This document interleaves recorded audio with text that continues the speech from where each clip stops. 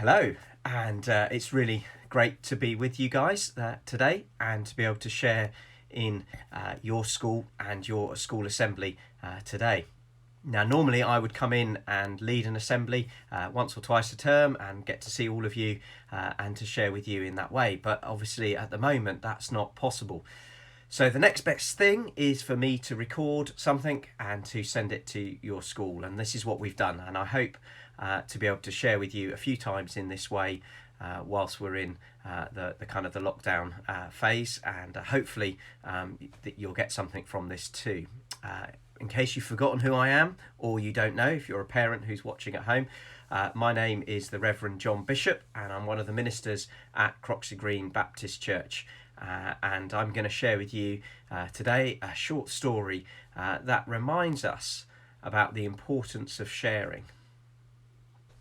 So here we are, our story from a long time ago. Jesus was a very famous person back in the day. He went around teaching and sharing with people all the time, telling them of great things about God and how much he cared and how much he loved people. And he showed them by doing miracles of all kinds, healing people, making people well, helping people to see when they couldn't see before. And the people around were so excited about this. They would follow him for miles and miles just to hear him talk and speak. He was different to all the other teachers and preachers that existed back then. There was something special about Jesus, and everyone wanted a piece of him. Well, one day, Jesus headed off into the mountains. He went on a long trek, as far as he could go. But people followed. Lots of people followed. In fact, the hillside was covered with people sitting down, waiting to hear what Jesus would have to say. And for hours and hours he taught them all about God, about how special he was and how different things should be. Jesus taught them many, many different things throughout the day, and the sun rose and the sun began to set again. The disciples, the friends of Jesus who kind of looked after him and went everywhere with him and learnt lots from him, started to get a little bit worried. You see, they were miles and miles from anywhere.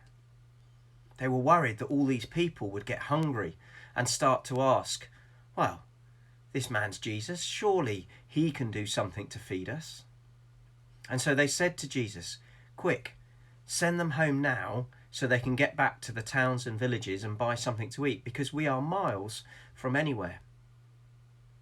Jesus looked out at the crowd and could see thousands of heads, all listening with every word that he spoke. He looked back at his disciples and he said, you give them something to eat. You feed them. The disciples looked at each other, searched their pockets and rummaged in their bags. They had nothing. They weren't prepared for this. They hadn't got organised, and they started to get worried. So they asked the people around them, have you got anything to eat? Have you got something that we can share with those around us? And they started to ask around, and eventually they found someone who had some food. It was amazing that in that crowd of so many people, that no one apart from one small boy had any food. He had 5 loaves and 2 fish, and he brought it to Jesus and offered it to him and said, well, it's not much, but I'll share it with you, and you can share it with everyone else. The disciples thought this was weird and strange. How were 5 loaves and 2 fish going to feed all these people? But Jesus turned to the disciples and said, get everyone to sit down in small groups, and I will pray over this meal, and then you will share it out to the crowds. The disciples went around telling everyone to sit down in small groups, and then Jesus prayed as he started to share out the 5 loaves and the 2 fish. The disciples could not believe their eyes, because the food just didn't seem to run out. They kept taking it out to the crowds. Over 5,000 men, women, children. There were just so many, too many to count. And the food kept going. It was a miracle. It was amazing.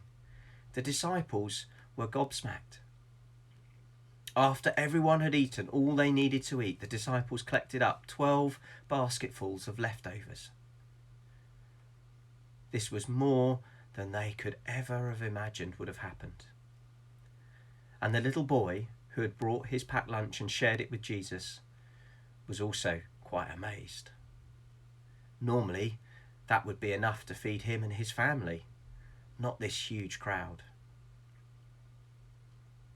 But when he shared it with Jesus, and Jesus shared it with others, it went as far as it needed to go. A great little story that you find in the Bible about how Jesus takes the small things and shares them with everyone. Now, I don't know about you, but there are times when I don't think I've got enough to share. That I think maybe, I need to keep things to myself because it's not going to go around, But actually, the Bible teaches us that it's good to share, even if we've only got a small amount, because God can use that to help others.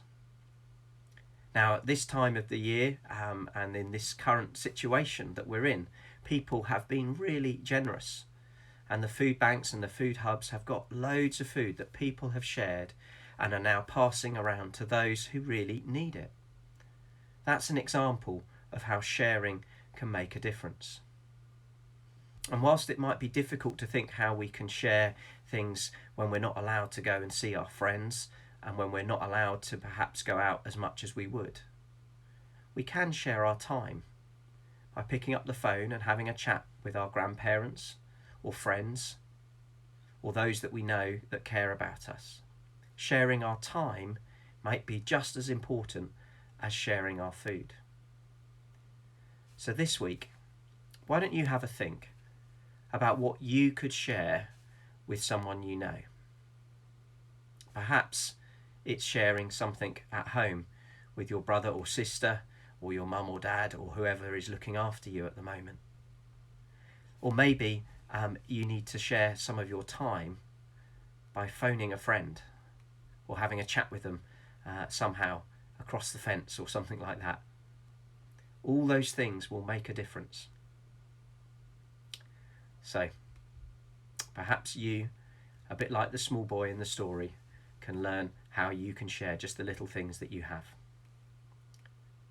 Now, in our assemblies, we always pray at the end, and just like that, we do a really big, loud amen at the end, don't we, kids? And what you do, if you want to pray, you can join in. You can close your eyes if you want to. And then at the very end of the prayer, what you do is you roll your hands around like this, and you lift them up like that and say Amen at the top of your voice if you agree with the prayer, because that's all Amen means. It means you agree with this prayer. So let's pray. Dear God, thank you that you have given us so many things, so much that we can share and give to other people. Help us to think of ways that we can share what we have with those around us, with our friends and with our family. And help us to remember that even a small gift can go a long way if we trust in you. Amen. Brilliant. Well, thank you for joining me in this virtual assembly, and I look forward to being back with you very, very soon. Take care, guys. Bye.